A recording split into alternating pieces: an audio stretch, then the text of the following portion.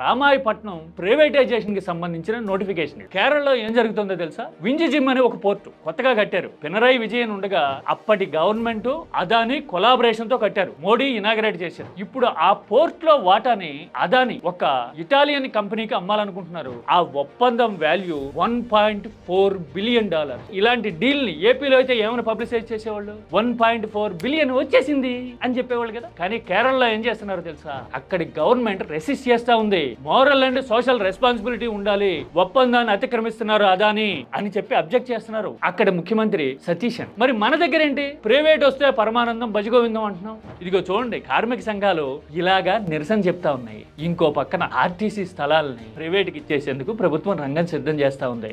ఇదిగో ఇలా English dailies రాస్తా ఉన్నాయి. రామాయపట్నం అయినా వేల కోట్ల విలువ చేసే స్థలాలు ఆస్తులు ఉన్న ఆర్టీసీ విషయంలో అయినా ప్రైవేటే కనపడతా ఉంది కదా. ఇక మెడికల్ కాలేజీల విషయం అయితే ఆల్రెడీ చూసాం. మనం వేల కోట్లు పోసి లక్షల కోట్లైనా వెనక్కి తగ్గమని చెప్పి రెండో విడత భూ సమీకరణ కూడా చేసి రాజధాని కడతాము అని చెప్తాము. అసలు దేశంలో వస్తున్న ప్రతి రూపాయి పెట్టుబడిలో 25 పైసలు ఏపీలోనే వస్తుంది అని చెప్తాము. సంపద సృష్టి జరిగిపోతుంది అని చెప్తాము. కానీ ఒక్కొక్క ప్రైవేట్ మెడికల్ కాలేజీ కట్టడానికి 500 కోట్లు లేవు మన దగ్గర. 10 మెడికల్ కాలేజీలు కట్టాలి.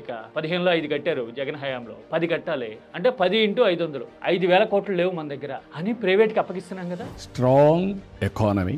మరి అంతోటి సంపద కుప్పలు తెప్పలుగా మేట వేస్తున్నప్పుడు 5,000 కోట్లు ఎందుకు లేవండి? మెడికల్ కాలేజీల విషయంలో సుప్రీంకోర్టు రూలింగ్ ఒక బెంచ్ మార్క్. ప్రైవేట్ మెడికల్ కాలేజీల్లో ఫీ ఇంతే ఉండాలి అని క్యాప్ పెట్టలేము అని తేల్చి చెప్పేసింది. పైగా ఏ డాక్టర్లు వద్దా నీకు అని అడిగింది పిటిషన్ వేసిన ఆయన. మరి ప్రైవేట్ కి ఇచ్చేస్తే పేదలు వైద్య విద్య చదవగలుగుతారండి? బీచ్ షాక్స్ విషయంలో ఏమన్నారో ఒకసారి చూపిస్తా చూడండి. సార్ చాలా క్లియర్ గా చెప్పారు. ఇట్స్ పైలట్, ఒక ప్రయోగం చేస్తున్నాం. కూల్ డ్రింక్ కన్జంప్షన్ కన్నా బీర్ తక్కువ క్యాలరీస్ ఉన్నాయి. టూరిజం డెవలప్ చేయాలి. బీచ్ షాక్స్ మీరు సపోర్ట్ చేస్తున్నారు అంటే లైక్ చేయండి, కామెంట్ చేయండి అని అడిగాం. 5-10 లక్షల మంది లైక్ చేశారు. అంటే దాని అర్థం ఏంటి? ఇది మాకు కావాలి. కేరళలో బ్రహ్మాండంగా టూరిజం డెవలప్ అయింది. మరి అక్కడ మద్యం మీద నియంత్రణ ఉంది. పెక్యులర్ గా ఒక బ్రాండ్ కావాలి అంటే కనీసం 30 కిలోమీటర్లు ట్రావెల్ చేయాల్సినంత రిస్ట్రిక్షన్ ఉంటుంది కేరళలో. మరి మందు దొరక్కపోయినా గానీ ఎలాగ డెవలప్ అయింది కేరళ టూరిజం?